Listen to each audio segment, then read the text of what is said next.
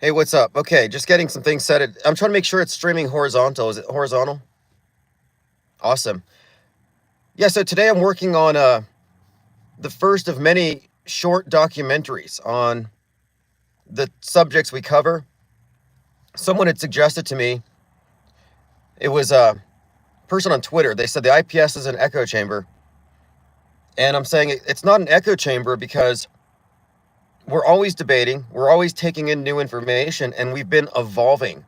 You realize that some people have been expressing the same views and opinions for 10 years on these topics. They have not evolved. We're not calling things false flags. We're not inside jobbers. We're not drinking the Kool-Aid in Alex Jonestown. We're not hitting the Q pipes. Like, no, actually, we have been evolving our conversations, but it occurred to me that with long-form live streams and never-ending research, people who are completely interested but are perhaps new might not be able to get a foothold. And I can't just say, hey, believe me this, because I don't want to tell people what to believe.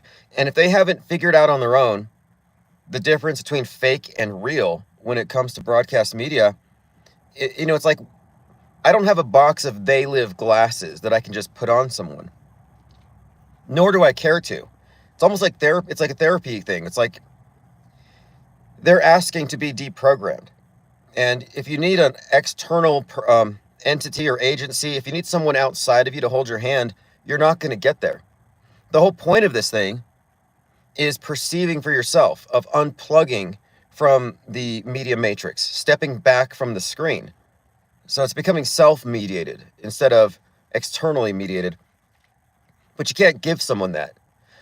But what we can do for those who are significantly interested but can't get into it because they can't grasp it, and there are too many presuppositions they're operating with, they're not going to figure it out, is we can do a series of documentaries. Like 30 minutes, this is my breakdown of what happened in Butler. 30 minutes, this is my breakdown of Luigi Mangione.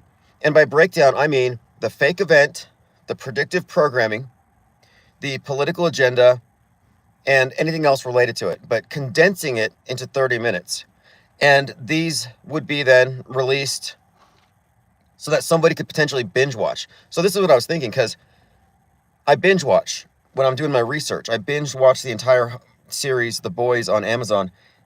And what I realized is people don't have short attention spans. They just don't have, they're not willing to waste their time on anything that they're not sure of. But when somebody's hooked on a TV show on Netflix, they'll spend 12 hours watching it.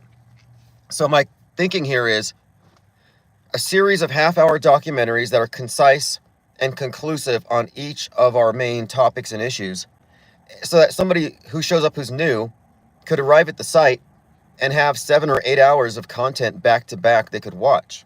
And this is irrefutable fact-based observations and reporting. We're not expressing opinions here. I'm not conspiracy theorizing.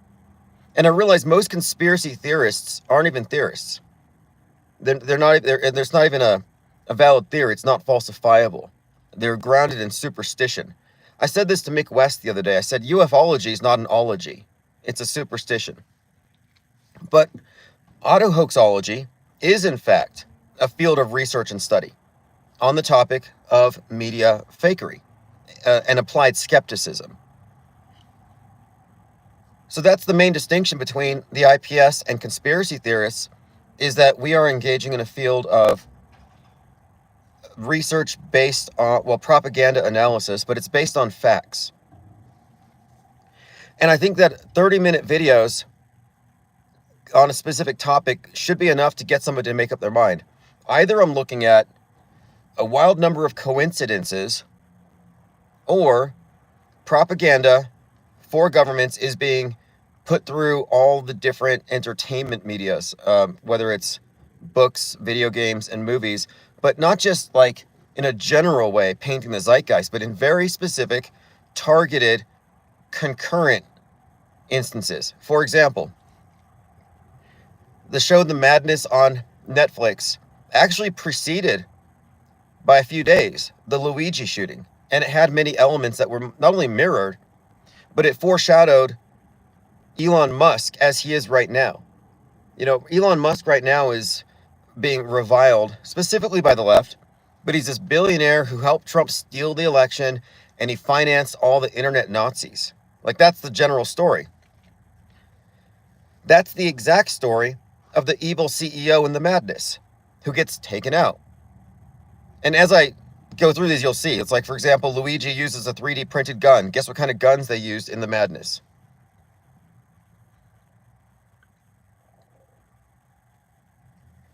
But it's beyond, and what I'm saying here is that the point of it is this. We want to splinter the truther community. We want to create a schism. We want to break away from the conspiracy theorists and aggregate all the skeptics. That'll get rid of the noise.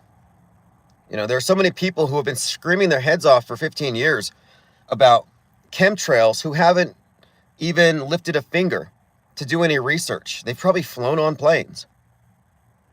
But most of the conspiracy theories lead to non-answers. No conclusions.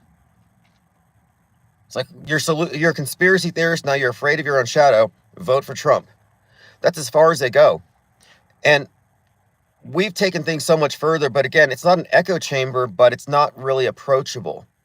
So what I'm going to do is I'm going to create a series of documentaries that one could binge watch, and in a few hours, they can decide whether they're a skeptic or if they're a superstitious auto-believer. And that is the choice. There's this conceit that people have where they just assume, oh, I'm a skeptical person because I don't trust anything in the MSM. Yeah, but you believe all the alternative crap. So it's do-it-yourself brainwashing. You don't believe it if the government spoon feeds it to you, but if government agents drop it on the ground in the form of breadcrumbs, you lap it up, you eat it all up. They automatically believe their own side. Similarly, mainstreamers can look down their nose at conspiracy theorists. Meanwhile, they're non-skeptical about their own sources. So they're non-skeptical on both sides. The only truly skeptical media critics are those who are far outside of the political horseshoe. This is why I never entertained people with political agendas, people fighting race wars, people worried about immigrants or various ethnicities. It's like, okay, you're caught up in the world stage info war, the perpetual war. And we're not trying to reach those people. You have to remember what happened to our first Discord server. We had like 500 or 600 people. It was highly active. And several committed anti-vax 4chan trolls got us shut down. And that's the whole point. The whole point, I think, of alt media is to get all the conspiracy theorists together and then censor them by associating them with some grotesque ideas that nobody can support. Yeah, good point, Girl. And we're not just talking media. So when there's a big psyop, conspiracy theorists will look for crisis actors. It's like, look, that may be true. You're not going to make the case by saying this person grinning means the whole thing was fake. That's a very weak argument. What you should be focusing on is the interlocking networks of government, media, law enforcement, first responders, the medical, and the government. I mean, this is top-down stuff. Every single psyop, mall shooting, terror attacks, has the same structure. It comes from the very top. It transcends political affiliation left and right. I mean, they're all bipartisan. Bach Precision says, I get called a terrorist and worse by trolls. You know what's ironic about it is that the conspiracy theorists and the mainstreamers are the terrorists, insofar as the mainstream media is all terror propaganda. And who spreads it? It's not just the TVs, it's every mind virus super spreader for their political side. They're the terrorists. They're the ones who are saying, nukes are real. It's like, really? Well, let me get under my bed. I'm terrorized. I'm saying these things are fake. that most, if not all, the weapons of mass destruction have been grossly exaggerated for the purpose of keeping the public terrified. The fear of the thing is worse than the thing itself. Rule number 9, Alinsky. But there's something else, too, that I want to accomplish. The subject of heavily manipulated media has been mystified. All we're talking about is news that contains simulations, simulated events, as a routine. This is more common than people think. It's not just bias. It's like entire reenactments and dramatizations. It's like a reality TV show as news. Now, there is real news, obviously. Nobody's saying all. I hate that mischaracterization. Oh, you guys are saying all the news is fake. No. Even if it's 1%, that 1% steers the greater narrative. And if that 1% gets a pass, then you can no longer say news is objective. And its focus certainly is not based on what we need to know. It's obviously selective, lying by omission. But you could also argue that our history is similarly flawed. And our shared history is where we get our shared world view. So nobody can claim that they are objectivists, that they are having objective opinions if their frame of reference is the MSM box. And that's literally everybody, specifically alt media. But the thing we're talking about is too big for people to, some people can't grasp it. They'll say there's no way that all the movies, all the books, all the music that's popular has been co-opted by government. They can't believe it. They're incredulous. So their argument is, I can't believe it, I'm incredulous. Well, that's an appeal to incredulity fallacy. And the go-to response for most people is, I'm incredulous that this level of manipulation could be true. Therefore, this is all being orchestrated by higher powers. And that has been the go-to explanation for a long time. And I think we can kind of bury it now. And we should. Because wrong explanations get rid of the incentive to find the truth. It makes people complacent. There are people complacently sitting around looking at these interesting connections and saying, oh, it's just because we're in a simulation or there's a higher power. It's like, okay, you're ignoring the humans at work integrating this mass deception. It'd be like, I said before, it'd be like ignoring the prosecution of computer hackers because we're just going to ascribe computer hacking to gremlins because it's too complicated. It's too hard for man, so therefore gremlins. So we are in error if we're not looking at the culprits. And when I say culprits, I mean perpetrators. There is a mind war going on, but who's involved? Aren't these relevant questions? It's not like the American government or just a few. This is like a ubiquitous thing. The scale of it is what I think is difficult for people to grasp. But my point for years has been that we already have a one world religion and a world state church, and that is media. And people say, well, you have all these different groups, not everybody agrees. That's not the point. The big picture, our shared history, we're all on the same sheet. We all react to the same provocations at the exact same time. 2020 should have removed all doubt about the synchronization of billions of people and their actions. You had billions of people in lockstep, in brainwashing. They're all the same. They're all responding to the same box in the same way, the same priesthood. So yes, we have been conquered because the conquerors write history. We're more or less stuck in their worldview. And what we're pointing out is that the worldview we've been given doesn't match the real thing.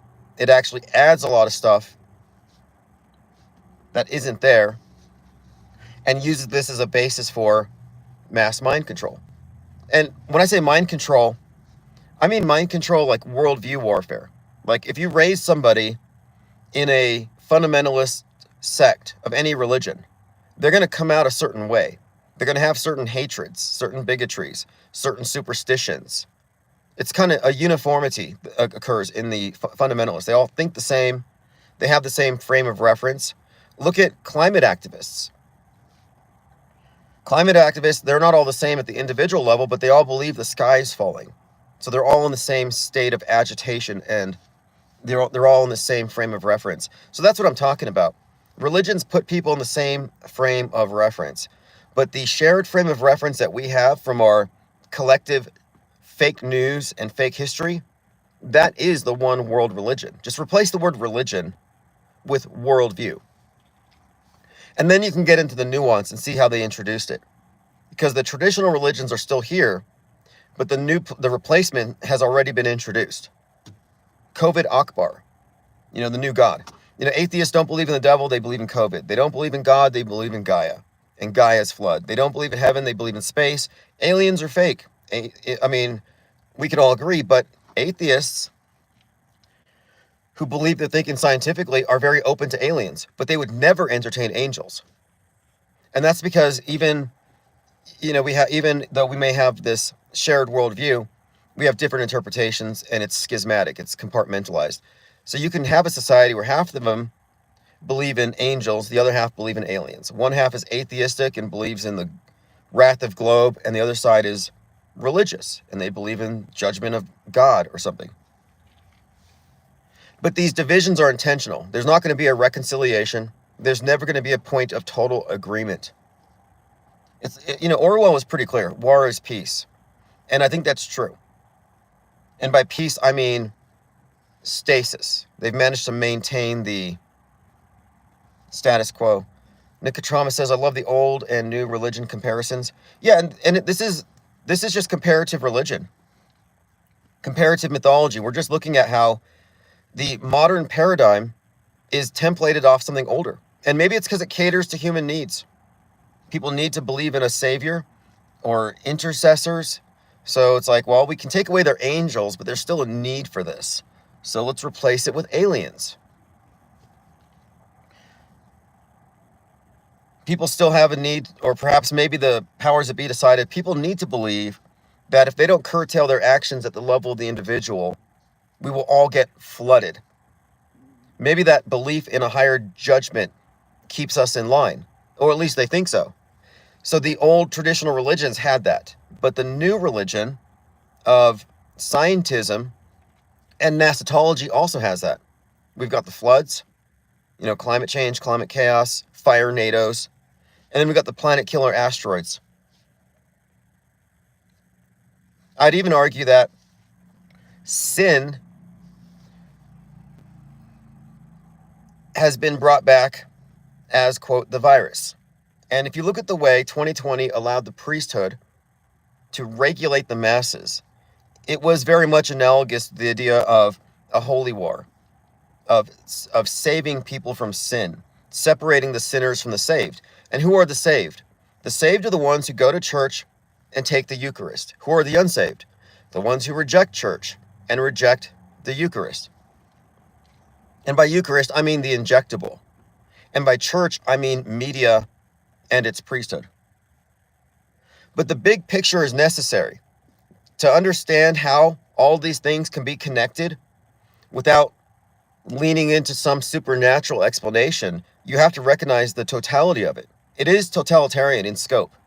It's actually bigger than any previous totalitarianism. We have a one world religion. It's ubiquitous, it's monolithic, and everybody's under control. That's not an exaggeration. And I think there's been a lot of time wasted. Not on our end, but the people who are still chasing alt media narratives are fools. They're wasting their time, they're squandering their resources, and they're, I think, experiencing too much emotional dysregulation. The constant ups and downs. Is it going to end? Is there hope? Everything is scary. And that's all meant to burn up your time. And none of them are arriving at the truth. It's not a path to truth. That's what I would ask. Is mainstream media a path to figuring anything out? No. It's not informing you, it's conforming you. Is alternative media waking people up? Show me some alternative media influencer who's, quote, awake in any real sense. I'm sorry, but all these individuals are merely propagandists. And they operate as a team. They're all synchronized. They're all like, I'm looking at some of these, I study these individuals, and I see one like, for example, Lauren Witzke, who I think was Stu Peters' producer. She shares a video of a female soldier struggling to make it to the end of a 12-mile rucksack march, you know, with the 70 pounds on the back. And she says, this is why women shouldn't be in the military. And so like that video is getting a lot of traction, creating a lot of outrage. But then I see the same video being shared by many other people on that same side. Then I find out the video's 10 years old. So what I'm seeing here are, these are all propaganda vectors. And they're fighting culture war stuff. And culture war stuff is a waste of time. All the stuff about culture war is there to get you to vote a certain way, but it's all putting you within the political horseshoe. So the political horseshoe theory is this idea that the extremes of each side begin to resemble each other, but they never quite touch. So it's not a circle, but like a horseshoe, it kind of bends back towards itself. And I would argue that the political horseshoe theory is not actually a theory. It is the model they implemented. And the way it works is, if you begin to figure out that things aren't adding up and you follow the narratives to their logical conclusions, you end up ready to fight the other side. What's the difference between the soy boys and the Proud Boys? You know, Antifa and Patriot Front.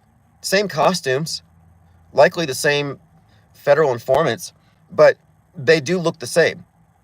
And that's by design. Because instead of leaving the world stage construct and all of its hoaxes and the fake history that builds these narratives that get you to go into the info war, instead of leaving it, the political horseshoe activates you. The end result of drinking the Kool-Aid in Alex Jonestown leads you to storming the Capitol. That's the end result of following all these stories and taking the necessary actions. Well, that's like the definition of putting you back in the world stage. Here you are waking up, seeing through fake news, and now you've been conscripted into controlled opposition and fighting their fight.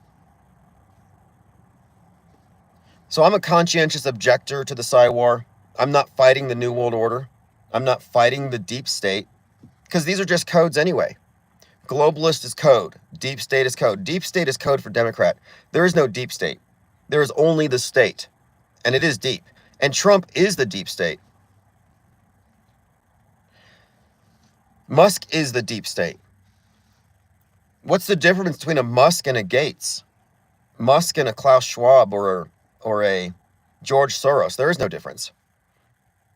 I mean, it's kind of ironic. I see Elon Musk talking about the big bad George Soros and his influence. I'm like, George Soros is extinct. I mean, I don't know when. It's just a buzzword at this point. But beyond that, he doesn't own X. He's not part of the space program. And speaking of the space program, it's very much about controlling the inner space. It's about mind control. It's about worldview. That's when they show you the game board.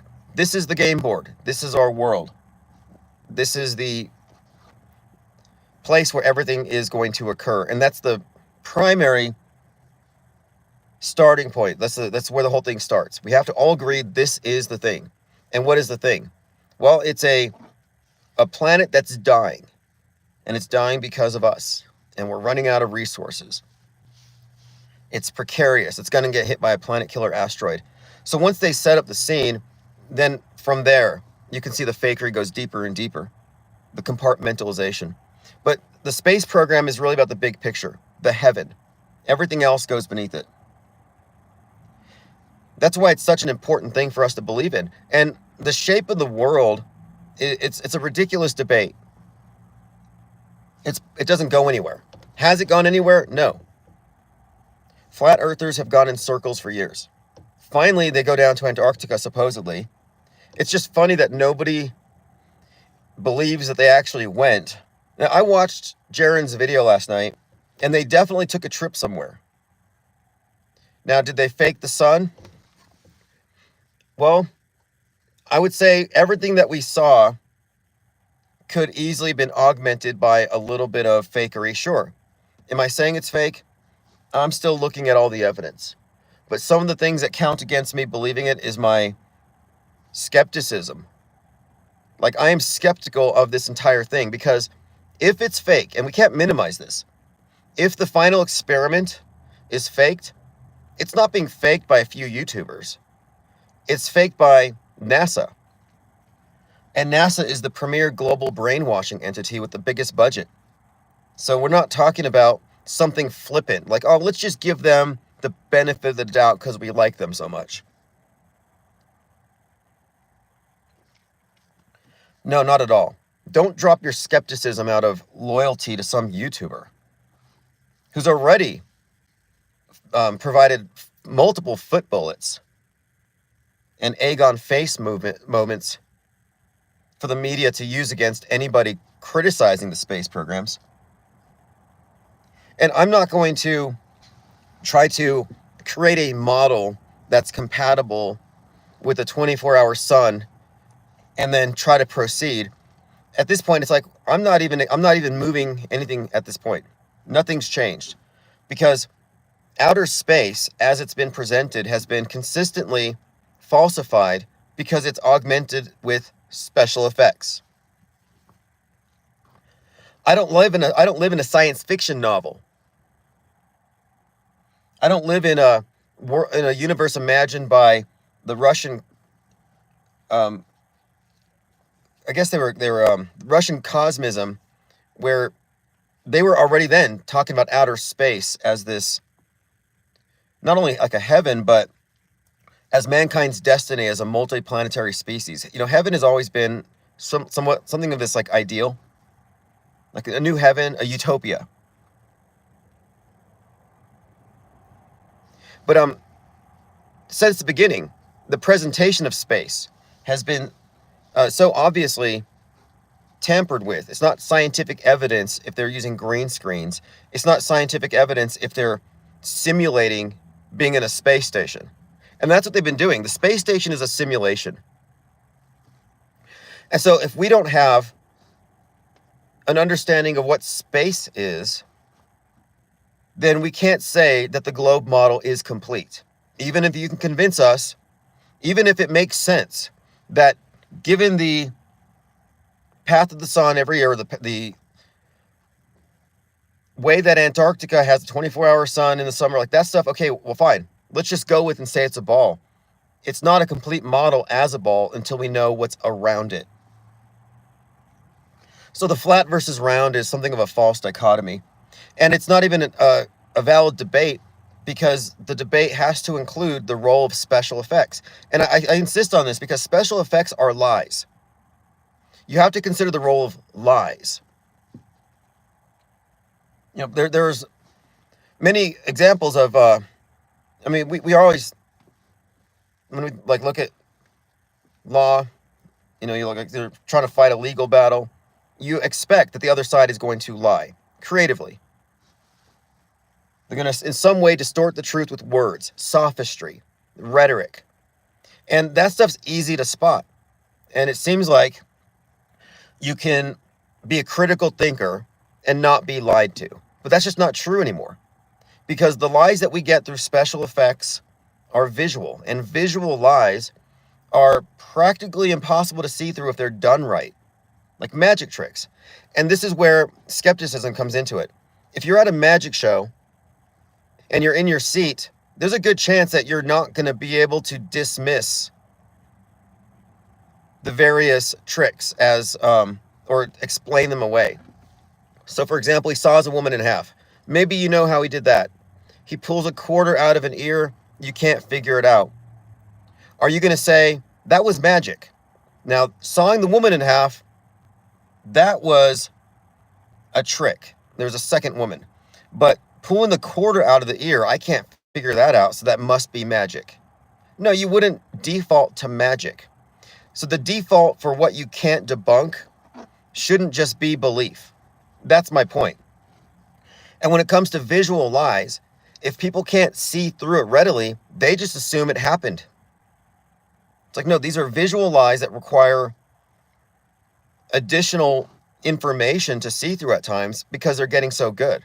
It's not like you can just see it and say that looks fake, therefore it's fake. Like I had this conversation with somebody who said, oh, that Trump shooting was so fake. I'm like, how? I wouldn't tell somebody, yeah, look at it, it's obviously fake. That's not an argument. That's an appeal to incredulity at best. And we have to assume that they're going to get better and better with their psyops. And there's going to be a point where you're not going to be able to distinguish it as fake just by looking at it. So if you don't have a philosophical framework, you're going to be deceived. If you don't begin with disbelief by default, you'll become a believer. And you shouldn't. This is the other thing too. The reason for this docuseries is that we want to create a parallel media of non-believers, informed non-believers. There's so many people who are full of their beliefs and they want to shove their beliefs down everybody else's throats like it's their imperative. Hey, you believe what I believe. Let me infect you with my mind virus. Let me influence you with my mind influenza, my mind flu. Have my mind viruses. So beliefs are passive.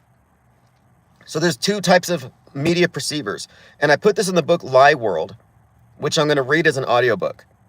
You're either a passive news consumer or active. If you're a mainstreamer and if you're an alternative media person, you're passive. You believe it from your propaganda vectors of choice, unless you're told it's fake, unless you find evidence later that or it's shown to you. But that's passive.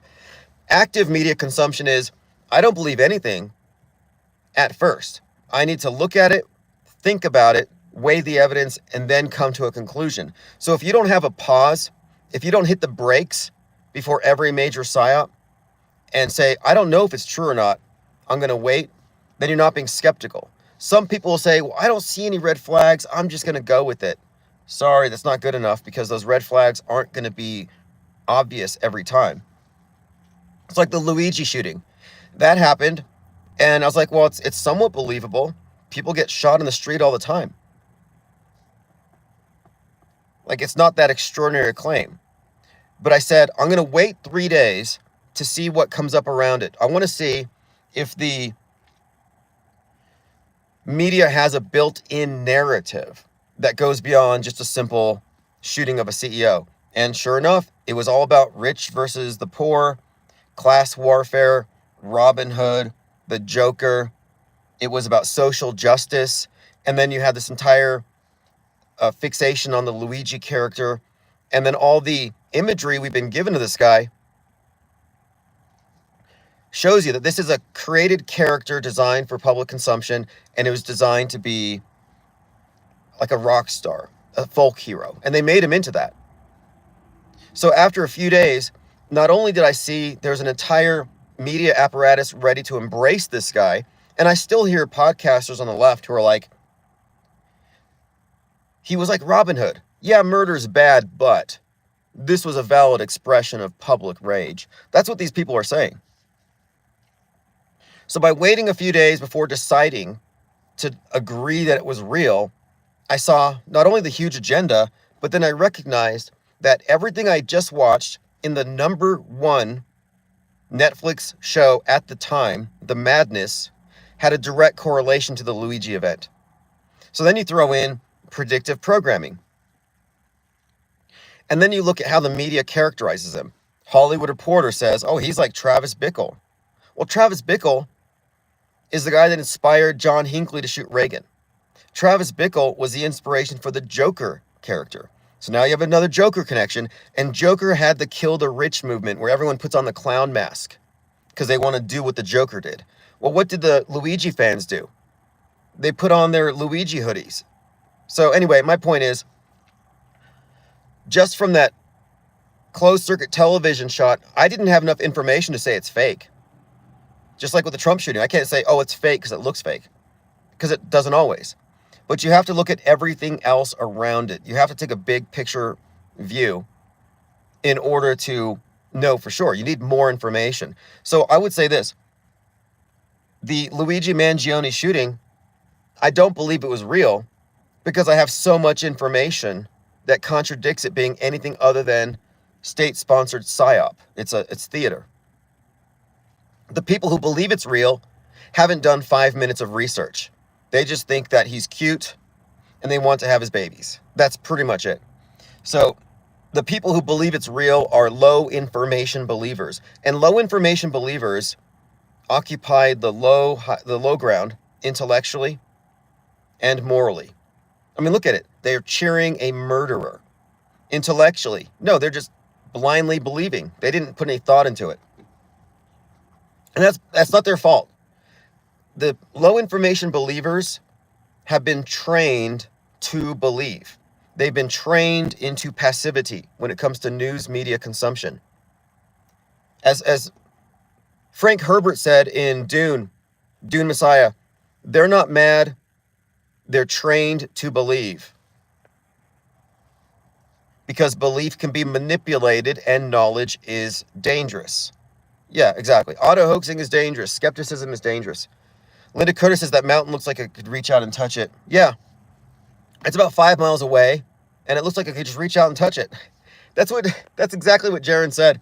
I mean, look, the reason why I don't believe the final experiment is because all those guys were laughing at the mountains like it was a joke to them. Oh, it's so funny. These mountains are 10 miles away. Look at that glacier. But it looks like I could just hit it with a spitball from here. I could just touch it. It's like, what are you guys talking about? I've never in my life, maybe once on mushrooms, felt like I could touch the mountains that were way across the city from me. Like way on the other side of town, other side of the city, we got these mountains that are 10,500 feet. And at no point would I ever say something like, it looks so close I could touch it. And I don't think they were high when they went to Antarctica. So what gives? Why did multiple individuals say this? But I know if you are in a LED virtual set, it would look funny. Because it would look like, okay, I'm in this place, but obviously it's just a screen. Again, I'm not even accusing them of faking it. However, they're the ones who brought the red flags. If you paid me to create a video where I go to some place in the wilderness, but try to make it look fake, I wouldn't be able to do it. I wouldn't know how to make a trip to anywhere look fake. But somehow they managed to do it. So kudos to them. You managed to make your trip to the South Pole look like a hoax. Like, that took some talent. Unbelievable. And I don't blame the skeptics at all. And I'm really put off by the anti-skepticism. I've seen some influencers in that whole area who are essentially saying, if you don't believe them, you should be burned at the stake. Death to the non-believer is what they're chanting. Oh, you don't believe in the final experiment? You're intellectually deficient. You should be ashamed of yourself. It's sickening. So they're using shame techniques. Yeah, that's like climate change crap. You know, climate changers, the climate change activists, they want to use shame to get you to believe their science, their model. It's models, plural. You could make the argument that climate change is, the belief in it is the result of the Texas sharpshooter fallacy, because there's so many models to choose from. But to excoriate your own subscribers for not believing you just makes it harder to believe you. In fact, it makes me want to disbelieve it. And Vapegate is one of the best things to have happened so far. Vapegate is one of my favorite conspiracies. That he's like out there in this set, and he's like, okay, these guys don't believe me. I'm just going to impress my handlers, his Illuminati handlers. Like, look, I'm going to just kind of, on the fly, fake like you can see my breath fogging using my vape. And then later he's like, oh no, I quit vaping. But I just happened to have it with me in Antarctica. Like, I'm sorry, but you don't get a vape pen into Antarctica unless you smuggled it like you're going to jail. Like, how did he get the vape pen to Antarctica? Where did he put it? And assuming it's true, he said he wasn't a vapor, so then why did he vape? And then in subsequent videos, he's like, yeah, I have a little pocket in my sleeve where I put my vape pen. So the reason why people are asking questions is because they've been inundated with lies their entire life. So you have to like give them room to ask the questions and give them time to come to their own conclusions. Now, the problem here, though, is this. There are some people who are so tied to their model that new information won't affect them. Globies suffer from this. The people who believe in the globe have been wedded to it, and nothing will ever change their mind. And if nothing can change your mind, if your model is not falsifiable, then it's not scientific. If your flat earth model can't be falsified, then it's not a real model. It's not a theory. It's a superstition. So I don't know if there's a way that anybody can say that the flat earth model that they've been promoting is somehow still valid. But that's not the point. There was never a model in the first place. And that's why I've said this from the very beginning. This channel was based on the idea that it's premature to have a model, much less debate it. All these debates have been built upon an either-or fallacy, false dichotomy, meant to control the conversation. And the conversation should be fake space, special effects, fake news on the ground. And we need to stop compartmentalizing fake news on the ground from the fake space stuff. These things are all the same. Tim Mossman said, premature after 10 years to have a model. Well, there never was a flat earth model. And that's because there was no exploration. And another thing, why did it take 10 years to get to Antarctica? Why did it take 10 years? But we have to wait. There's going to be a debate tonight with Steve and Fight the Flat Earth. And I believe that Candace Owens or her husband or something, they're involved in producing some documentary about this.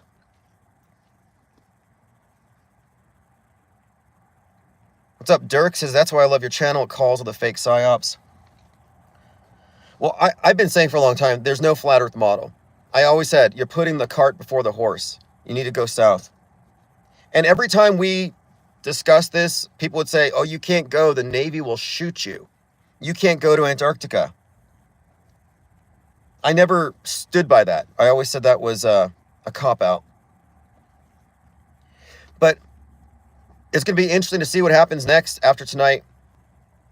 Reality denialism is not a good look. And it's not a good look for anybody. So I also want to point out, too, that the people who believe